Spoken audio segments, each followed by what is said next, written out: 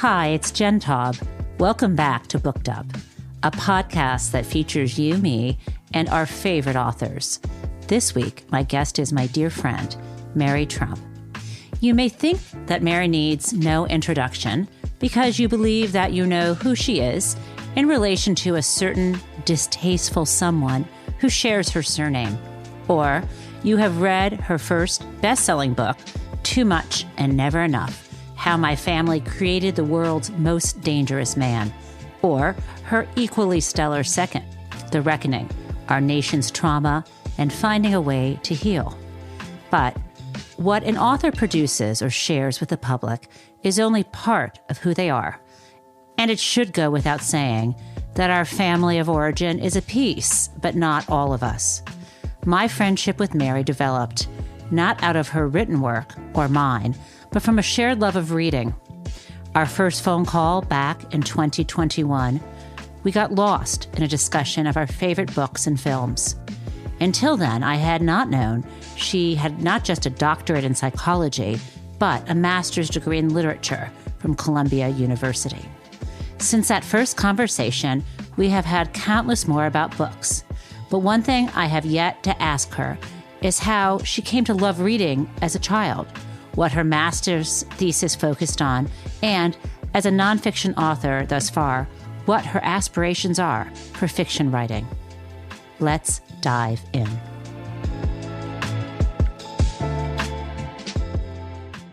So, sorry I'm late, Mary. Sure. I'm actually just shocked you're here. Oh, that's really unfair. You know what I was listening to on the car ride home from school? I do not. Amy Mann. Oh. I decided that if I was going to be late, I at least should be listening to your favorite music. Yeah, I just have to hope that that's not an opportunity loss. But I every once in a while, mental illness is I think my favorite. That's what I was listening to, album. and Goose Snow Cone. But that's probably one of my favorite songs of hers. But I think her first solo album is also, whatever I think it's called, is phenomenal. That has 4th of July on it. But her latest album, and I'd actually love to talk to her about this, that I'm assuming it was written during COVID because it just came out last year. It's fucking phenomenal. I'm not sure Highly if I've recommend. listened to anything. Maybe when we're done talking, I will. Yeah, you should absolutely. I can't off the top of my head remember what it's called. The title of it doesn't roll trippingly off the tongue, but it's... She just never ceases to amaze. You know? And she is a lovely person, if we're going to sit here and name drop. She's, it's one of those situations where you've known about this person, you've admired this person's work for seemingly forever, and then you hope they're who you think they might be, and then they are. I had a similar experience. I mean, I never met Jane Fonda in person, but she interviewed me a long time ago, and it was the same thing. It's like, oh my God, you are a kind, decent, creative, funny, deep, empathetic human being who's everything I would want you to be. That does not happen often, I would imagine. I have such a dark side, Mary, that I should be having my heart warmed hearing you say these nice things about how lovely Jane Fonda really is. But I'm tempted to ask you, have you ever thought a lot about a person and then met them in real life and they're kind of a complete disappointment? Mm-hmm. I've only had that happen once. I don't want to say who it was, unless you drag it out of me. Yeah, I don't want to. I mean, if we're recording, I won't say it. I'm not afraid to say what I think. I never usually. Yeah, I'm not. I think I told you. It's somebody I met recently is just a total immature asshole, and you wouldn't think so, considering this person isn't very accomplished. Well, I don't usually badmouth anyone, but this person, the only person I've ever met, I'm hoping that you'll drag it out of me, Mary, because I wouldn't just volunteer it. Well, I'm not going to do the show if you don't tell me. Okay, fine. Jeff Toobin. It's still penciled in. Jeff Toobin was a complete dick to me. Don't use that word. Man, and that wasn't Toobin in the same. He wasn't. I don't mean that. I mean, I always looked up to him, and I met him on the set at CNN once, and we were going to be on air together, and I was, talking about his work, like his book on the 2000 election and the hanging chads and the very complicated cases, and I had just reread it, and I think I was complimenting about him about something else, and he was like, he was kind of just being a little bit rude. And then when we were on set, when he was talking, he looked right at the camera and the host, and I looked at him like you're supposed to. But when I was talking, he was like looking away like he was planning his next meal or something. And yeah, he definitely deserved to be reinstated. Wait, but there's more to this, Mary. Do you know what the topic was that I was on air for? It was like, well, how sometimes you're on and it's a last minute news story? Mm-hmm. It was about Bob Kraft getting in trouble at the massage parlor. So maybe he was just feeling uncomfortable about the whole topic. All these guys and their fucking reaction formation, it shouldn't surprise us. But you know what I did at the end of the show? What show? Well, you don't, because you weren't there at my show on Tuesday. I wasn't there. Is I was thanking everybody. I was wrapping up, Dina Badella, Danny Moody. And I referred to Jen as Jen Tubin. You did?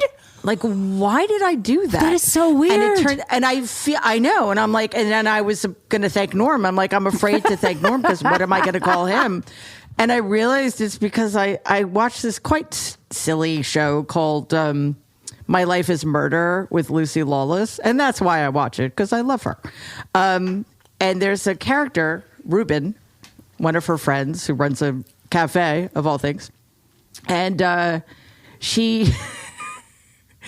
she tells her other friend, oh, Ruben is going to feed the cat. And then Ruben doesn't know this, and she says, no, not Ruben. I meant Mrs. Tubin is going to. So the Ruben Tubin. So I wanted to explain that to Jen so she didn't think I was referring to Jeffrey Tubin, but it just seemed kind of too much to get into, as it is now. So maybe we should start talking about something much more interesting. I had no idea. I didn't watch the show. No one told me. So this is this weird wavelength that connects us. It must be very unusual. That must be that, why and our addiction to cult documentaries, I think. Yeah, I don't know. I need a new one. Yeah, that's a little personal, more direct. Okay, so I want to start by asking you where Sebastian. Are we starting? What?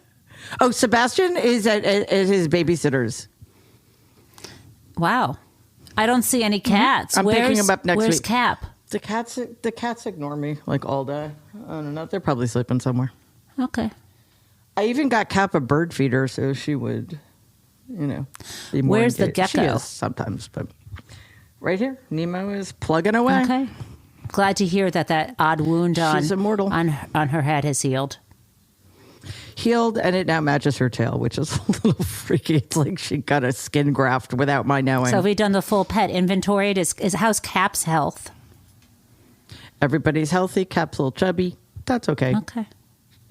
She's active. I miss Sebastian and hope to see him soon. And I'm almost ready to forgive him for biting me.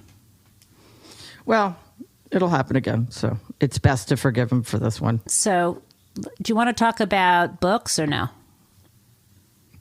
I do that on this podcast, Mary. I was thinking we would talk about like origami. Do you do origami? No, let's talk about books. I'm a little more versed, shall we say, in books. I feel like I want to ask you about all kinds of things about books, but I think the easiest way to do this is to start at the very beginning. Like, was there a moment when you fell in love with reading, or there was someone who made a difference in your life about being interested in books as a young person? Yeah, I started reading when I was 3.5. And we had neither of my parents was particularly intellectual, shall we say. But our next door neighbor, Peggy, I think she might have been a librarian, actually. Anyway, she taught me how to read. How did that come about? Was she a babysitter or what? No, I have no idea. But it as was often the case, sort of parental obligations got delegated to other people. So, which is, who knows? I mean, maybe I was interested, and I mean, it's a little young to start reading. Like, I literally read my first book when I was 3.5. Wait. But were you in a house or an apartment at that time? So she was like the apartment person next door or across the hall? Yes. Oh, yeah. So she was a neighbor. Exactly. Mm-hmm. Do you know what books she was teaching you with? Yeah, we started with Dr. Seuss. Oh, sweet. Yeah. And I believe the first book was Green Eggs and Ham. Interesting. Do you still remember any of that? followed closely by Cat in the Hat. And yeah, of course, I remember it very well. And I learned very quickly.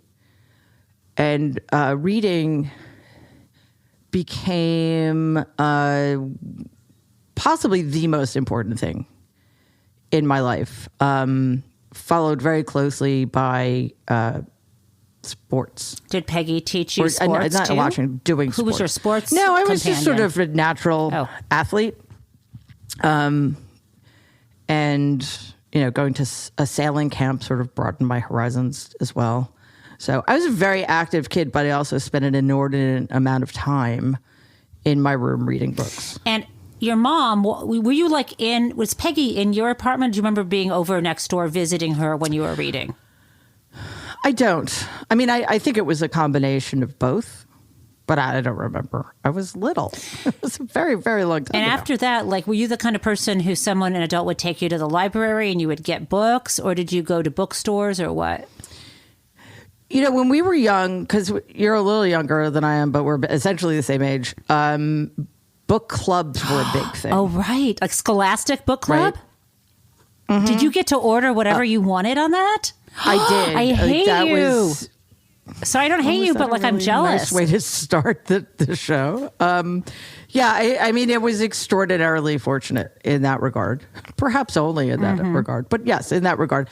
And I mean, we also did go to the library a lot, but there was something for me about having it be mine. Which is continued because, probably like you, I'm one of those people who has thousands of books, many of which I have not yet read. But that's kind of the point. I mean, you're supposed to have, it's like your home library. You may not dip into something, but then you eventually do when you need it. Yeah. And I don't remember who said this, but it's, it sort of ensures your immortality. If you have all these books in your possession yet to read, you have to stick around to read them. Is that true? I haven't seen that bear out, Mary. It's probably somebody said it. I didn't say it was true, well, but it does sort of make repeated it. There's always something to look forward to. But so your Scholastic Book Club, because I'm having flashbacks to some of the books I got. Are there any in particular that you still have? I mean, do you have any of your children's books? I don't. They might be, in a basement. Oh my God, somewhere. Mary! Wait a second. Can you wait 3 seconds?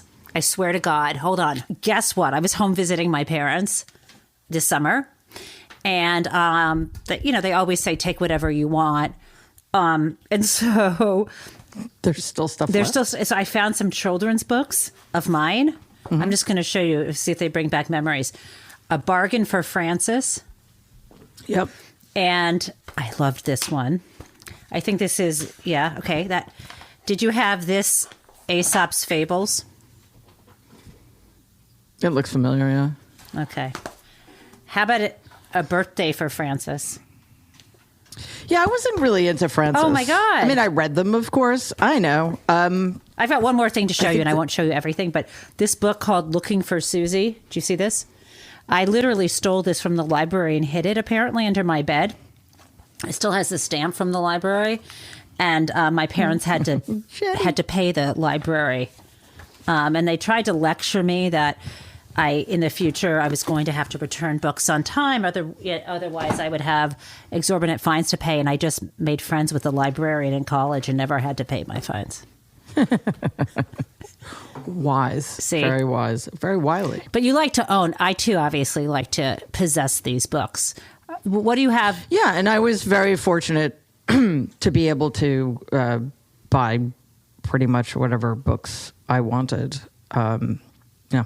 Do you have some right now that you've gone back to? Not from early childhood, but I'm thinking, are there some that speak to you still?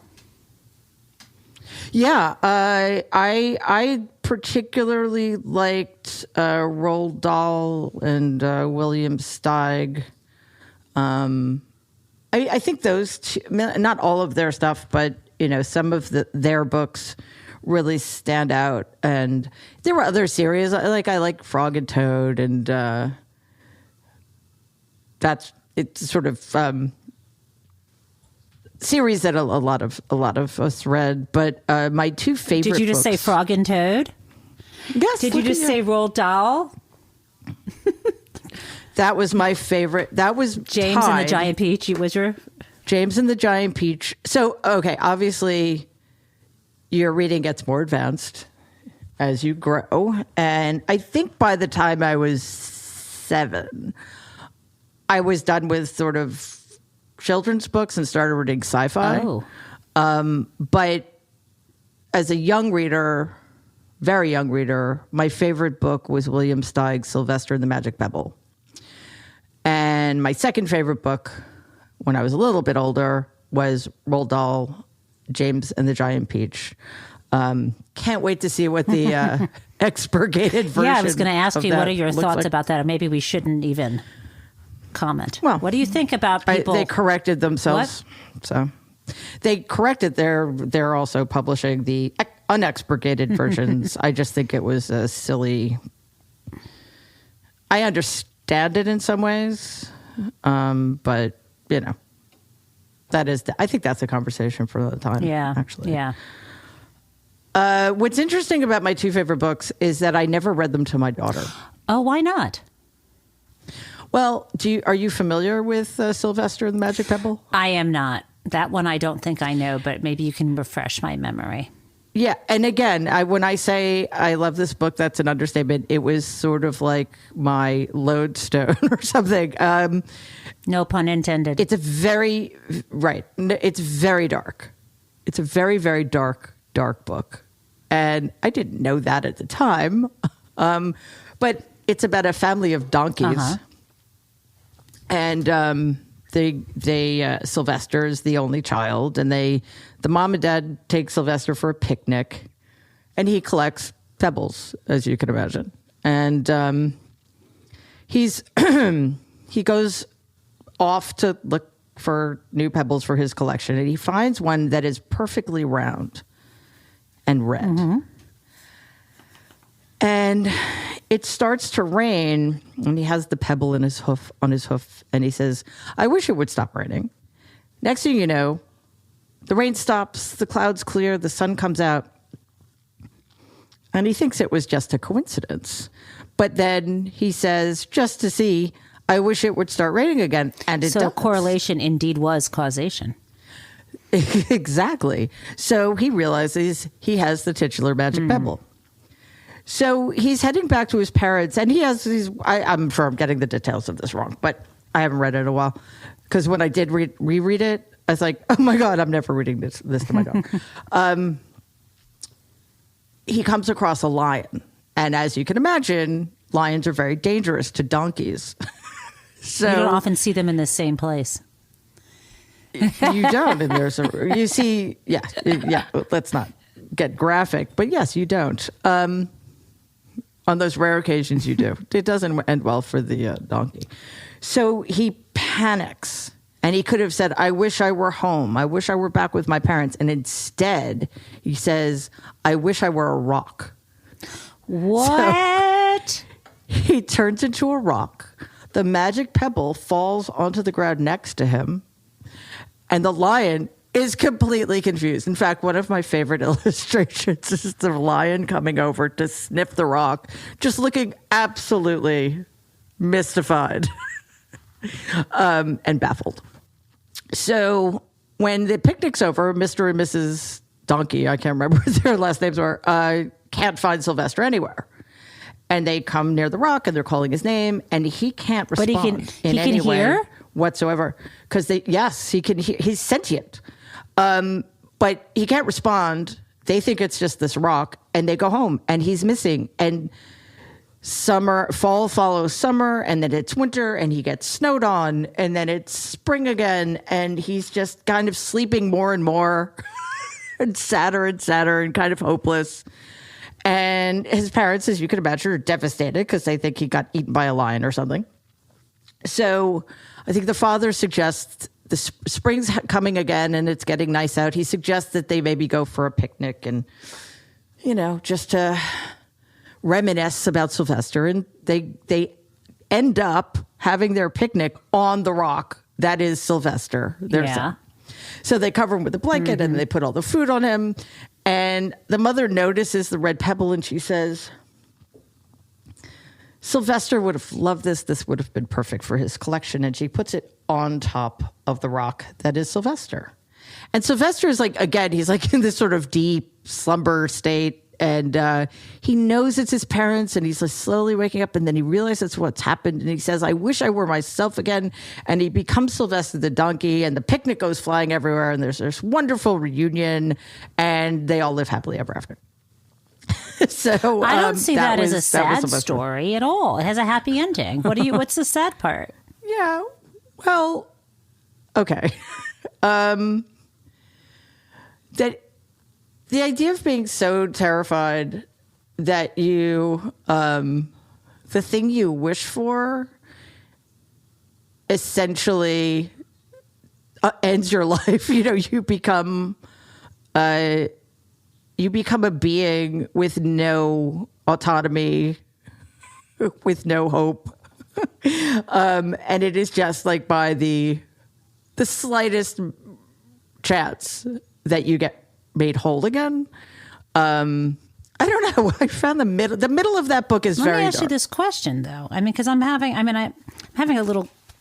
have a question. I mean, obviously, you know, it's that fight, flight, or freeze, and he decides to freeze. But all that time when the pebble was next to him, why couldn't he have just said, I wish I were myself again? Because you have to be touching the pebble. Oh, I see. I suppose you could say it would have been worse if he had that option and didn't use it, but he didn't have the option. He needed the pebble to be touching him. I see. So I thought it was going to end worse, Mary. I thought you were going to say they have this picnic and that's it. And it's kind of like the giving tree or something where he just sacrifices himself for the greater good. I hate that book. Me too. That is probably the worst, most vile children's book I ever used to written. love it until someone gave me a feminist reading of it, and then I've never liked it ever since. Yeah, it's I don't grotesque. mean gave me. I mean, you know, sort of awoke. Yeah. I was awaken. I'm woke. Oh, you got woke? I got woke about Shel Silverstein. I mean, where does the sidewalk end, Mary? That's what I want. I don't know. I mean, I guess the fact that I loved that book so much is more troubling than what the book was. What do you think it was that, and what age were you, did you love that book, that same era? Yeah, 4 or 5. What do you think you loved about it? And what do you remember loving about it? Were the images, or that he got to be himself again, or which part? Or did you like when he was a rock and got away from his parents? I don't think like is the wrong word. I think it was relating to, you know, it's really funny you should say fight, flight, or freeze, because we were talking about that the other day, and somebody mentioned the fight, flight response. And I said, well, I think one of our bigger problems right now is that so many people choose freeze. You said that on Tuesday on Nerds? Yeah. Oh, my God. I didn't even need to be there. I was obviously there in so many respects. Yeah. And, you know, we're living with so much paralysis. And that's true. I think it was just being able to have a character that I had a terrible asthma as a child, so it was very debilitating. And I think it was having a character that had experienced the same thing. Being frozen in that way. You know, and then gets rescued by love, essentially. What does a lion represent in your life? I never thought of it that way. What does a lion represent in my life? That's personal. As a child. Okay, never mind. I mean, I thought we were going there, but I guess not. Yeah, we are going. Let's see. Well, the people who are willing to take advantage of those weaker and more vulnerable, I suppose. I'm just riffing. Well, I'm just thinking about the story differently now, because, I mean, here's the deal. Like, it was kind of good, I think, to be a rock so as not to be a tasty morsel for the lion, right? I mean, so the freeze mechanism worked, but at some point, it's hard to come out of that paralysis and know when safety is there, right? Well, that is indeed the problem with defense mechanisms. They serve a purpose until they don't. And then they become reasons to go to therapy. As if one needs a reason. I mean, I think I probably do need a reason. So I've gotten you now to the age of 5, Mary, and you're reading. Should we just skip ahead to like yesterday and then like fill in the middle? Like, what are you reading now? Are you still reading Sylvester and the Magic Pebble, or what is replaced? Is it an adult book that's replaced that book as a sort of touchstone for you? I have books that I reread, but not. To be completely honest with you, sometimes I don't know why. Maybe just because they're enjoyable and it's entertaining or whatever, or the characters resonate with me. And some books I read aren't even necessarily great literature, but I do have my favorites. My 3 favorite books probably, and I know it's hard to do this, but are Clarissa by Samuel Richardson, a 17th century epistolary novel. Sound and the Fury by your favorite, William Faulkner. That's sarcasm. She hates William Faulkner. I don't hate him. And Beloved by Toni Morrison. Wuthering Heights used to be one of them, but that's because I sort of steeped in Victorian literature for a very long time. So the Clarissa thing, is that, I'm trying to remember, when you got a master's from Columbia, was it Samuel Richardson, or was it Faulkner that you wrote about, or both? Neither. I wrote my undergraduate thesis on Clarissa, and if I remember correctly, it's about feminine space and the encroachment upon it. Oh, wait, your undergraduate thesis. Okay. Yeah. And wait, don't jump ahead yet. Don't jump ahead. I want to hear about that, about Clarissa and encroachment on feminine space. What is that? I read his other book, Pamela, but I didn't read Clarissa. So what is Clarissa about? Yeah, Pamela's sort of melodrama. I guess you could say that Clarissa is too, but it's much in its way. It's so much more brilliantly drawn. It's also like 2,000 pages. It's huge. It's absolutely enormous book, which is one of the reasons why not that many people read it. It's quite a time commitment. And, sort of as with The Sound and the Fury, I think both of those books resonate with me because they're about family in a very specific way. And, basically, Clarissa is the youngest child. She's the second daughter. The oldest son is a bit of an asshole. And Clarissa is universally loved. She's beautiful, both person and parts, and, all sorts of talent and generous and whatever. And her grandfather favored her so much that he left his fortune to her. And as you can imagine, this is the 17th century. This was not done. And it made her an independent woman, but so as not to ruffle any feathers, she put it in the fortune in her father's care. But still, the resentments existed. These are phenomenally wealthy people. And just so I remember, this is like 1748. This book was written. I'm sorry. Why am I saying 18th century? Yeah, it's like 1748, and it's like it could have been yesterday. It could have been your family yesterday. Yeah, it's so essentially what happened, and it's all in letters. So it's the letters between Clarissa and her best friend Anna Howe, whom I adore, is one of my favorite characters in all of English literature. I see. So it's an epistolary, is that what they call it, novel. So we're reading letters back and forth, and that's how we figure out that her brothers, or whoever brother is jealous of her. Who else is jealous of her for getting all this money? Her sister Bella, who is not particularly attractive and not particularly bright. So she really needed the money then, because she wasn't going to marry well, and she didn't even get it. Well, no, I think the Harlow, the family's name is Harlow. They're so wealthy that they easily could have, fixed her up with a huge dowry. Okay, but everyone, somehow the grandfather loves Clarissa, gives her the money. She lets her father manage it for her, but everyone's still pissed off at her. Okay. Right. And they have great ambitions for the son, James Jr., who's, again, just an awful, He's like the Stephen Miller of the Harlow family. Like a snake? Just arrogant, full of himself, and just grotesque and vile. And they want to make sure that James has so much wealth that he gets a peerage, that he becomes landed gentry or whatever. Oh, I see. So this must take place in England, not America. Oh, no, yes, sorry. I'm just sorry.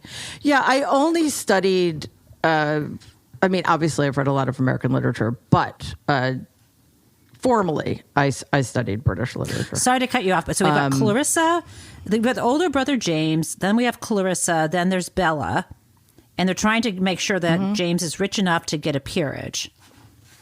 Right, and they have two uncles who are also phenomenally wealthy, unmarried, childless. So the problem starts when a guy named Robert Lovelace. What a good name. Pays a visit. Clarissa is known far and wide as being this beautiful, accomplished, wonderful person. And he goes to pay a visit with the hopes of starting up as a suitor, right? But Clarissa's not there. There was a miscommunication, and he ends up in the same room with Bella and the rest of the family. Clarissa's not there. Bella thinks that he's kind of making advances to her, and then turns out that's not at all the case. And then when he kind of tricks Bella into rejecting him, that's when he sets his sights on Clarissa. So Bella is also feeling very jealous about this. James and Lovelace hate each other from college. They went to university together. And James is absolutely opposed to any of this. He's in Scotland when he hears what's going on. He comes back home and essentially provokes Lovelace into a sword fight. And Lovelace wounds James. So, the whole family now hates Robert Lovelace. Clarissa still carries a flame for him, however. And because he stabbed her brother or some other reason? Yeah, because he said, although it was absolutely in self-defense. But, there's sort of no going back from that, I suppose. And again, Bella's not on Clarissa's side because she's jealous. And then this man, like one of the great villains ever written about, Roger Solmes, whom Clarissa and her best friend Anna Howe refer to as the odious Solmes, comes into the picture. He's older. He's squat. He has the audacity to step on Clarissa's hoop. And he's awful. The only thing going for him is he has money in which Clarissa has no interest whatsoever. However, he has two massive plots of land. And I know this sort of sounds like a Monty Python sketch out of Monty Python and the Holy Grail. But he's got two massive plots of land adjoining the Harlow estate, which would make them so much more. And he's willing to give it all to them because, who's going to marry this guy? He's just so awful. So they essentially imprison Clarissa. Wait, what? Where? Yeah, they were in her room. I mean, it's probably a very nice room, and she has a separate writing closet. But the only reason she's allowed to leave the house is to feed her chickens, which is that to feed her chickens. Does Joyce know about this book? Yes. I gave it to her. I'm pretty sure. It's very daunting. Okay. I have actually seen it, Mary, huge. And it's like the size of a telephone book. I mean, it's big. Yeah, it is. I mean, wait. So is that how she gets the letters out to her friends, by going to the chickens, or who's delivering the letters? Yeah, eventually her means of communication get completely cut down. She's not allowed to write anybody. Lovelace has also been corresponding with her. So she has her maid, who is a very, very loyal ally, deposit letters near where the chickens are and pick letters up there. And wait, they imprison her, but where is the odious Solmes? I mean, are they imprisoning her till she gives into marriage? Is that the idea? Yes, and they're basically their plan. I mean, this takes about 350 pages to get to. But, wait. Spoiler alert. Okay, fine. Go ahead and keep telling me because I'm probably not going to get to it. Spoiler alert for all of the 2, maybe 10 people who are going to read the book, is after months of like psychological manipulation and coercive control, and just making her world smaller and smaller and smaller. The plan they come up with is to knock her out, basically, and have a vicar they've bribed, I'm assuming, marry her to Soames while she's unconscious. What? Wait, what? That's insane. Are you serious? Yep. And they would have gotten away with it, if it weren't for these meddling kids? It was the mid 18th century. And she's completely, whether or not that would have happened, she believes it would have. And they give her every reason to believe it would. So how does she know that's what they're plotting? This is like Martha Mitchell territory here. They were going to knock her out. Okay, so she tells her friend, or she tells Lovelace, they're gonna drug me and make me marry this guy. That's what she thinks.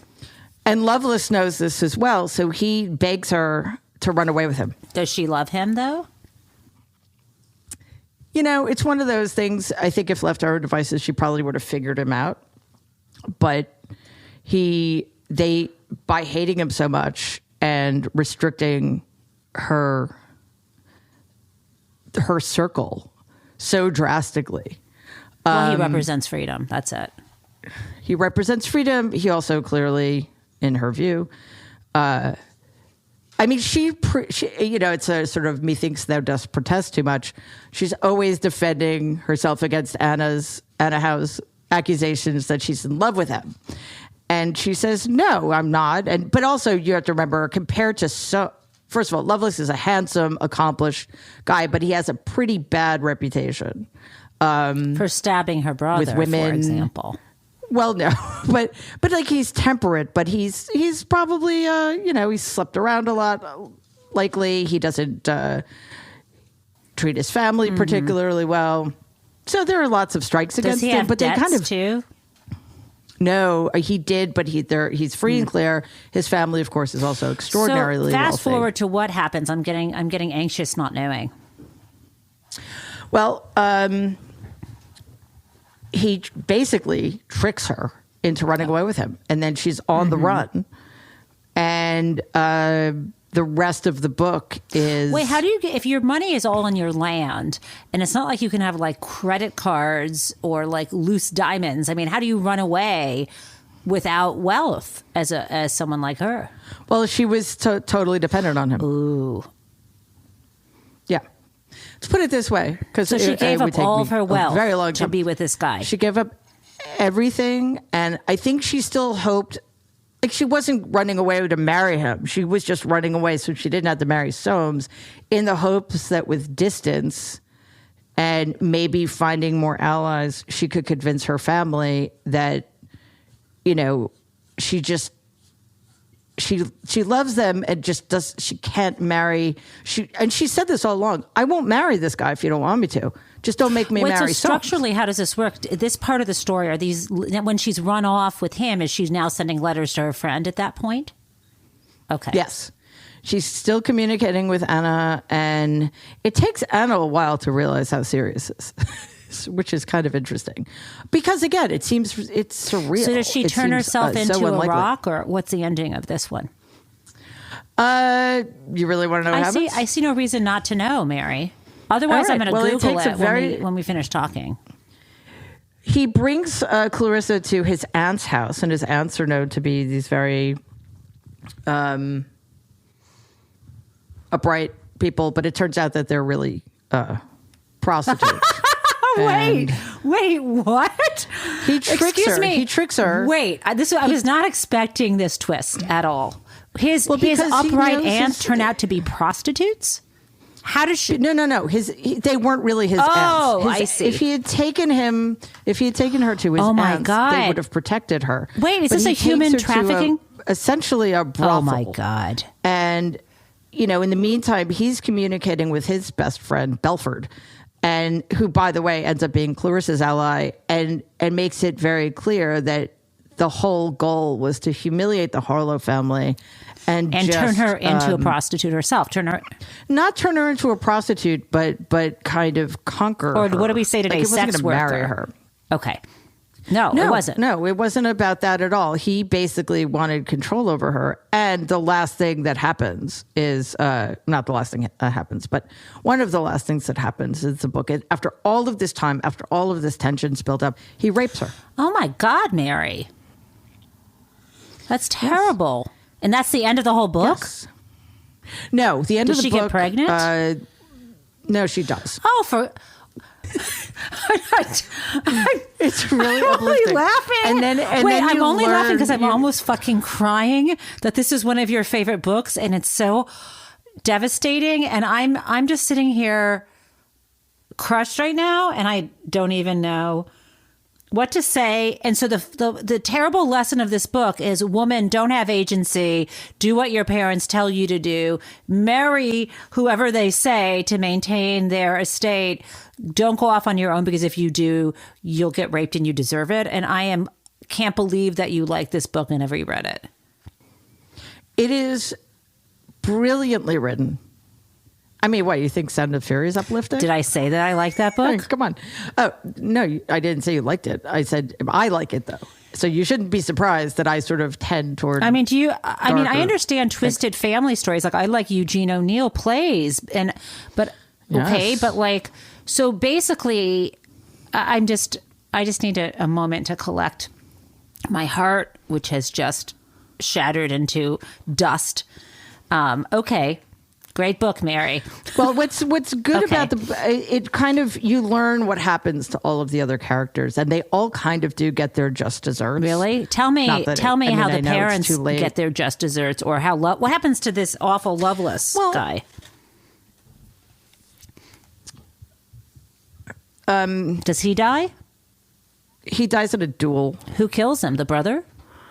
I don't know. Okay. No. The brother basically just gets into a miserable marriage and just has a miserable life and recognize. The good thing about it is they all recognize their guilt. It's too late, but like they all basically punish themselves until they die. Oh my God. And Anna Howe actually does end up having a wonderful life, and she names her daughter Clarissa and marries the person that Clarissa thought she should marry, and what have you. But it's a very dark book, but it is so brilliantly written, and it so reminded me of certain things about my own life, much like Sound and the Fury. Wait, so I want to go back. Now that I know what the book is all about, tell me, your thesis as an undergrad was about what? It was about feminine space and how it gets encroached upon as a means to control. And I don't remember. Yeah, but that's now I understand. Now that you say that, I can understand what you. What I can say is it wasn't very good because, as I learned in grad school, especially at the time of deconstruction and Jacques Derrida, literary theory is not my thing. Right? We call them Shaka Khan because why not? Yes, because why not? Go ahead. It wasn't really my thing. What literary theory wasn't your thing, or was? It's certainly not deconstruction, but there was practically no escaping it. None. Psychoanalytic theory definitely made more sense to me. And that was sort of on the rise at the time. So I kind of stuck with that. But, I'm a reader. I'm not my master thesis was on Wordsworth's The Prelude, which is a poem I absolutely adore. Really? But even though Robert Browning is by far my favorite poet, but that seems wrong. I think T.S. Eliot should be your favorite poet. Well, we'll have to enlist Mehdi Hassan because he wrote a book called "Win Every Argument," and so I'm going to see if I can win the argument. Yes, I read it a couple of weeks ago. Was it good? Mm-hmm. Yeah. Okay, so I'll read it. You can't win an argument because again, it's sort of like saying, "How could you not like vanilla?" I mean, I don't know. I mean, actually, I do like vanilla. I appreciate T.S. Eliot. I'm sort of hampered by his hideous misogyny. Yeah, and his anti-Semitism, but his poetry. Yeah, and all of it. But I understand. But I'm just what I want to. I'm going to stick with Clarissa for a moment. So when you're an undergraduate, I want to say that you were at Tufts. Is that right? And at times, maybe you went home, and I'm just curious if any of your family members noticed that you were reading books, or were you like Matilda, where they were all like, I'm just trying to imagine whether any of your grandfather, your grandmother, your uncle, your cousins, your mom, do they go, what is that book about, Mary? I mean, did you ever talk about literature with any of those other Trumps? Why are you laughing? Because the idea is so fucking absurd. Well, did they read those other Trumps? No. My mother read. I don't know. I know my grandmother read romance novels that she got from the library. Like, what's her name? The really, really popular one back up, like Joan Collins or something, or not quite, but that in that vein of. I'm sure she read Joan Collins too, but. My mother probably read similar kinds of books from the library. But no, nobody in my family fucking read. But when you said you were going to get a master's degree in literature, did anyone say why? What do you want to do that for? That's stupid. What do you want to do that for? That's and stupid. What did you say in response? I don't think. What do you say in response? It's what I want to do. I don't know. So no, there was. To the extent they even remembered I existed, no, there were no conversations about. In fact, once we were at, I think it was Father's Day or something, and my brother, or it was before Father's Day, my brother had mentioned that he had read John Krakauer's Into Thin Air. Not Into Thin Air. No, the other one. The one Into the Wild. Into the Wild. And no, sorry, not John Krakauer. The Perfect Storm. Oh, Sebastian, some younger or something. I don't know. Anyway, so I'm like, oh, okay. Father's Day is coming up. We're gonna be seeing each other. So let me read the book so we have something to talk about. And we find ourselves next to each other. I'm like, oh, by the way, I read Perfect Storm, and it's like, oh yeah, and he walked away. So there was no conversing about books, about the literary, about anything really. I mean, that's why books are so important to me, because I needed to have that kind of expanded fantasy life in my head. Like that was where I went. That's why I think when I was a kid, when I was a little bit older, science fiction was so vital to my intellectual Which growth. Science fiction, like Ray Bradbury or Ursula Le Guin? Isaac Asimov. Isaac Asimov was my absolute favorite. Huh. Although The Martian Chronicles is my favorite science fiction book of all time by Ray Bradbury. I read everything Ray Bradbury wrote, but he kind of he crossed the line into fantasy a lot, which I didn't really appreciate when I was a kid. But Heinlein and Herbert and Jose Farmer. I mean, I read everything. So you like to basically occupy these other possible worlds because yours felt small, or what was? Because I think science fiction is a lot different from, the novels you're describing. Faulkner isn't at all. I mean, he seems very anchored in, blood and sweat and family and history and land. And so, what is it about science fiction that was intriguing to you? I think it just gave me permission to be untethered from reality in a way that I couldn't often be. Were you one of these people who, if your parents took you to a family event, or if you were on the bus somewhere, you always had a book with you? Yeah.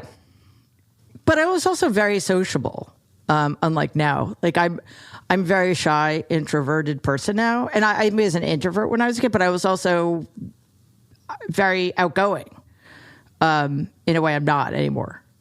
So it was this really weird balance that I struck between being this athletic, outgoing person and this very interior kind of hyper intellectual person who read a lot and eventually started writing a lot. When did you start writing? Yeah. You notice I'm skipping over the sports because I don't even know how to go there. It's not what we're here to talk about. I mean, it's also because Waj and I are really into football and you're not. And I guess your sport is your sports are tennis and sailing and archery. Is that what you do? Well, when I was a kid, my best sports were sailing, archery, and soccer, probably. But tennis was like my seventh sport. But we watched it. We watched all the Grand Slams, and I didn't start playing tennis until I was like 40. Who's we? You said we watch. Oh, my family. When you say my family, do you mean your mom or your dad? My mother. So you would sit with your mom and watch tennis? The Grand Slams were the only things televised, as far as I know. And I went to school in Forest Hills, which, when I was a kid, is where the U.S. Open was held. So that was kind of a big deal too. Right? Did you go there a lot, each fall? Not all the time. We went on occasion, but anyway, it has nothing to do with reading. But when did you start writing, though? I don't remember a time that I didn't. Quite honestly, did you keep journals? No, I wrote bad poetry and science fiction short stories. Do you have any? Which were also bad, Do you have any? probably. No, I don't have any. I actually, because I read a lot of science fiction journals, those little books, those little booklets that were like the same size as the Reader's Digest. They came out every month. I think my father had a subscription to those, and I forgot what was it called, Analog, or it was some... Yeah, science fiction analog. There were a bunch of them. And I actually sent in this very terrible short story I wrote when I was 12. And the editor actually wrote back to me. Yeah, that's sweet. That's not nice. I mean, it was rejected, of course, but just the fact that he took that, and it was a nice letter. Like, was it like keep encouraging. writing or something like that, or? Yeah, like he pointed out the problems with the story. Like it was terrible. No, he was very kind about it, and the criticisms were constructive. So. And you have written, as we know, 2 books, Too Much, yes, and Never Enough, and The Reckoning, both of which I have read and loved. And are you working on anything now? Yeah, I actually am working on my next book. Do you want to talk about it, or are you keeping it top secret? I'm keeping it close to the vest.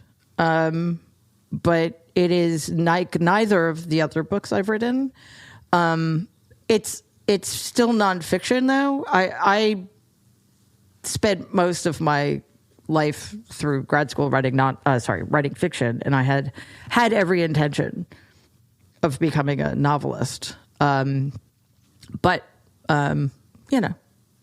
things happen.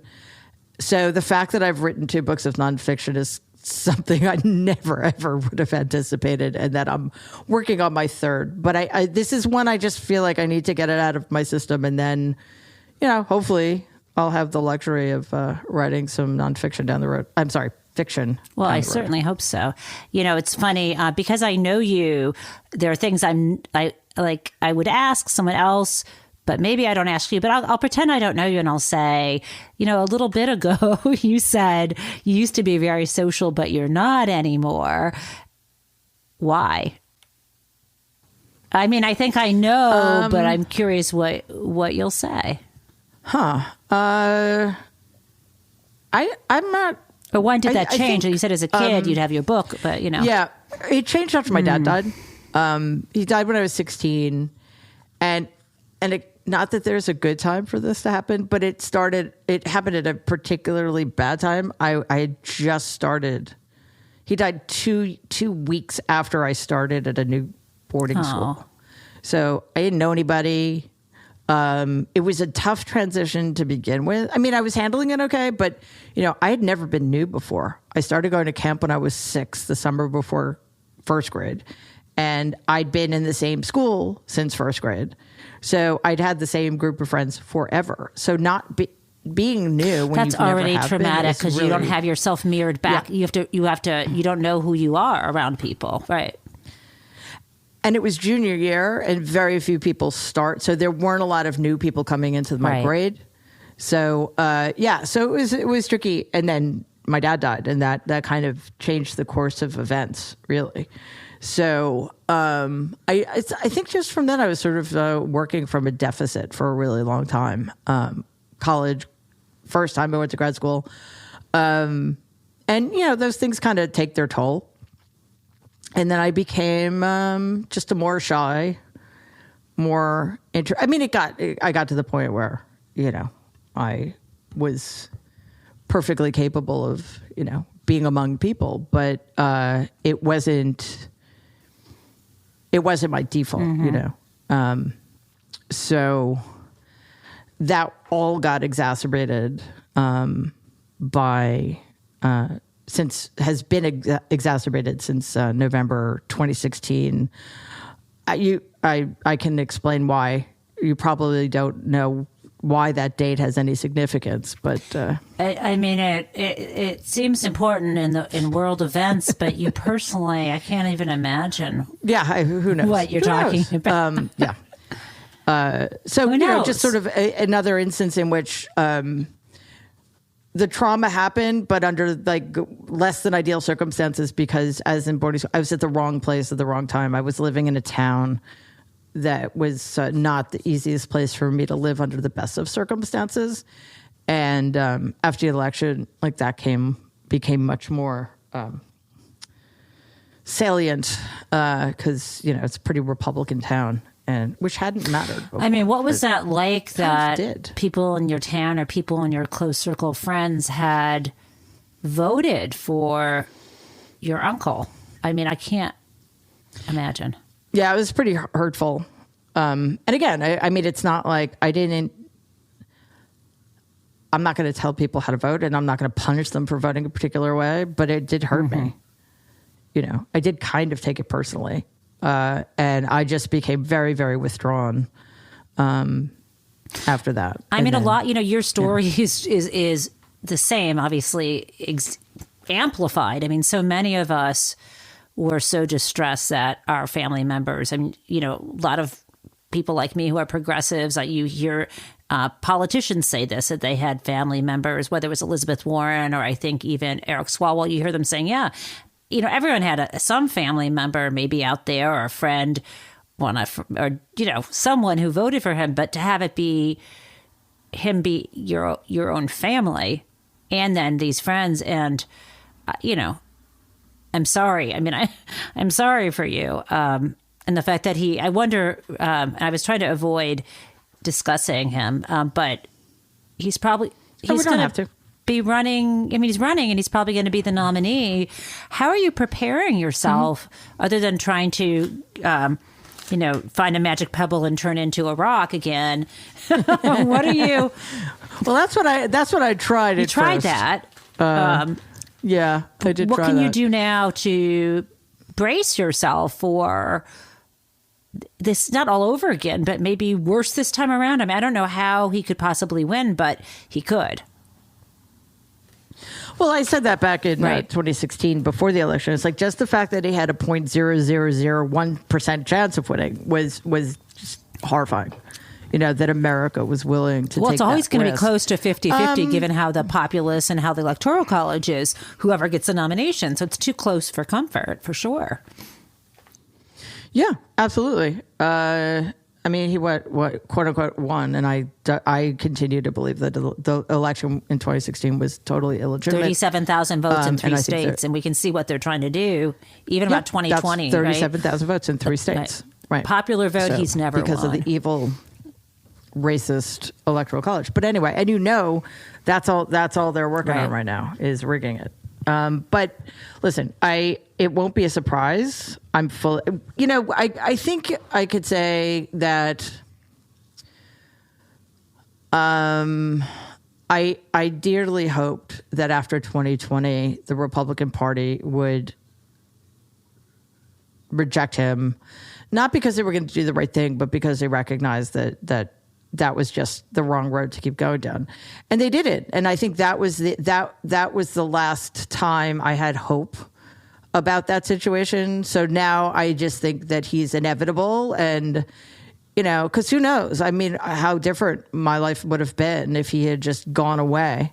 I don't know. The only thing I'll say is I might not have didn't. met you because all the things that conspired for us to be in the same knitting group on Zoom, I'm not sure I would have met those other people who put us together, right? Didn't we? No, because this was 2020 already. I'm not talking about 2016. I'm Oh, talking never about mind. 2020. Okay. Got it. Yeah. Oh, I see. If So- you'd gone away, I think you meant and not run. I see. Gone away in 2020. I get you. Yeah. Yes. So, I mean, nothing could be as bad as 2016. Right. I mean, that was a massive trauma, partially because it was unthinkable to me. Yes. And now, But 2020 is pretty even damn though- awful because it's still ongoing, and he and his followers and a huge majority of the Republican Party, and I don't know, at least a third of the country don't are believing the big lie, and it just I don't know how we have a democracy right now, if you can call it that. Yeah, well, we don't. But I think the worst part of 2020, besides the fact that he just didn't go away, was that the Republican Party became wholesale a fascist anti-democratic party, but that's good information to Right. have, right? We know what we're up against, and I know he's going to be the nominee, and I'm prepared for that. So, again, nothing could be as bad as 2016 was, and I have a much, much better support system now than I did in 2016, certainly. But again, the problem is that even though some things are better, it all takes a toll. And, it's sort of how one is positioned to, because, sometimes I've written about this a lot. I've talked about this a lot. You can't recover from trauma to the extent that one can recover from trauma if you're in the midst of being traumatized. I keep forgetting right? that. You're right. Yeah. Good point. And that makes it very difficult to lean on people. It makes it difficult to make use of your support system and your safety net. And, I have a tendency to isolate, and that becomes much more damaging than anything Donald's doing, I try really not to pay attention. I don't ignore him because I can't. None of us can. But I don't seek out anything he's doing or writing. Well, or how saying. can you Not miss that he it? writes, I mean, but he's you know what I'm saying. everywhere. Not as much, though. Yeah, but I don't listen Yeah, to yeah. his stupid. Right.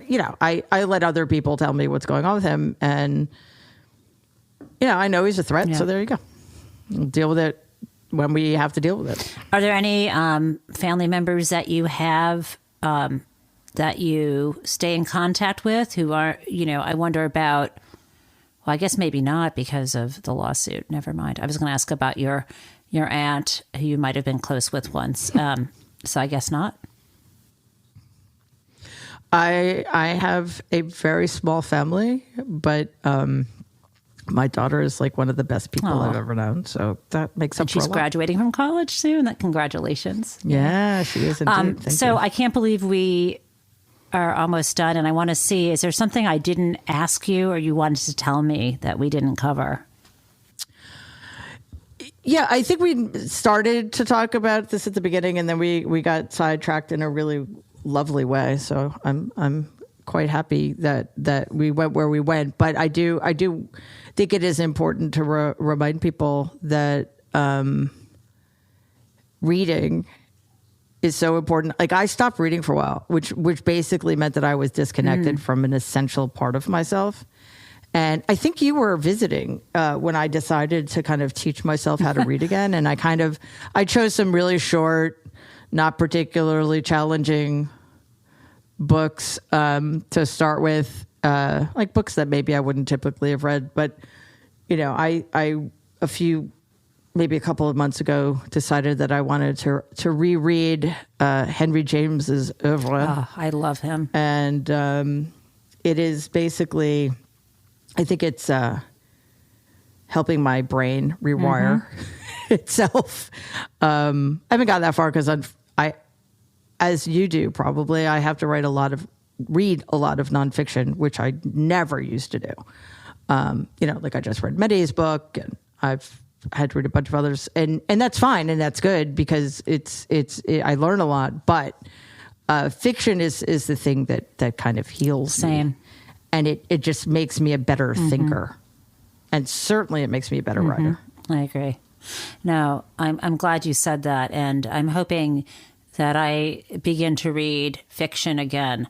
I do it almost like having dessert, too sparingly, but it is very delicious. But I'm trying to be nutritious, I guess, with my reading.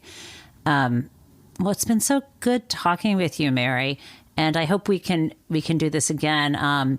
If you'll forgive me, because I know you and Waj are giving me so much trouble about getting booked on the show. Like, oh, it was done with love. I mean, but yeah, I hope you'll have me on when I finish my next. Actually, I'm working on a couple of book projects, so maybe you'll have me on when I finish one. So Mary? For people who don't know how to find you, where can they find you? Find your writing and find you. I have a Substack newsletter called The Good in Us.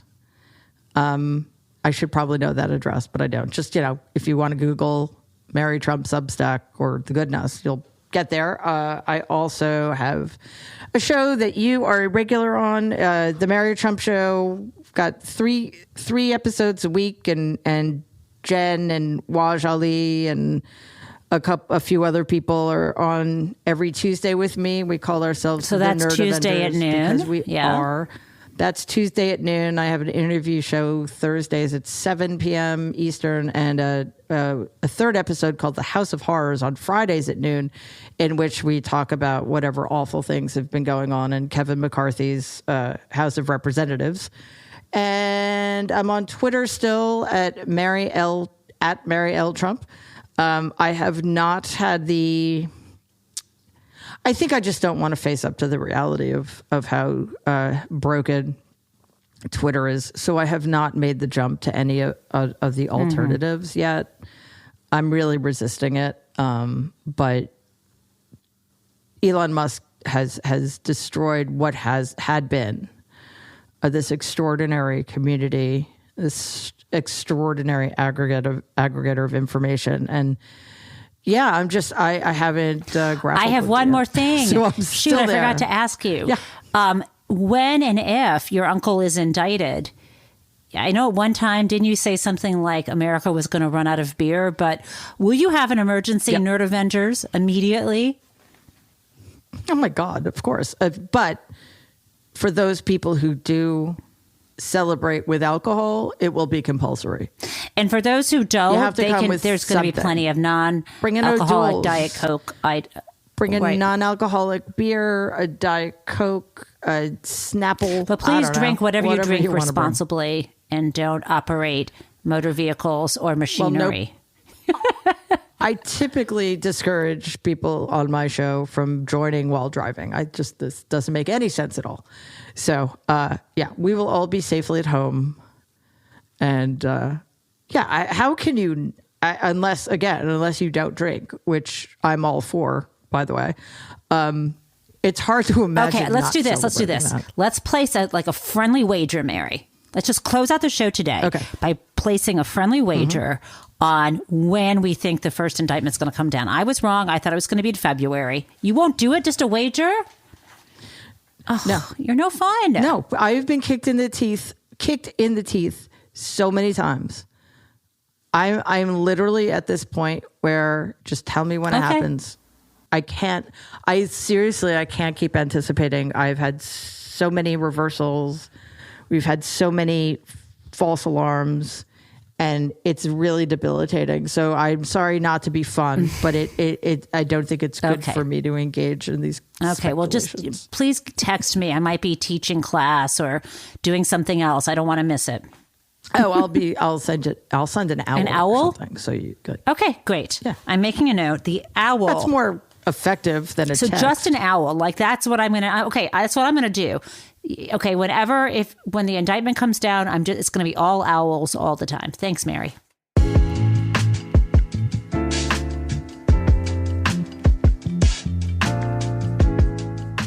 That was great speaking with Mary, and I really do look forward to her next book and all the ones after that, especially when she delves into the world of fiction writing. I also am stunned that I fell into the trap of finding or getting that spoiler about Clarissa. But I guess I did walk her along that path. What I think I want to do next to get to know my friend a bit better is go to my local public library and find a copy of Sylvester and the Magic Pebble.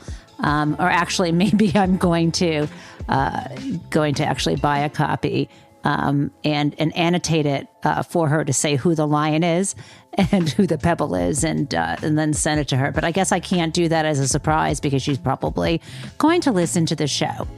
Oh, well. Well, let's hope that sometime soon I find an owl at my doorstep and I know that the reckoning for her odious uncle has arrived. Thanks, everyone. I will be back next week with another show as we continue to explore the writing process and the nonfiction world together. Let us know what you think. Send an email to bookedup@politicon.com or write to me the old-fashioned way at Bookedup, P.O. Box 147, Northampton, Massachusetts 01061. To keep up with the show and our featured authors, follow Bookedup on Apple Podcasts, Spotify, or wherever you listen. And please give Bookedup a 5-star review. It really will help other people find the podcast.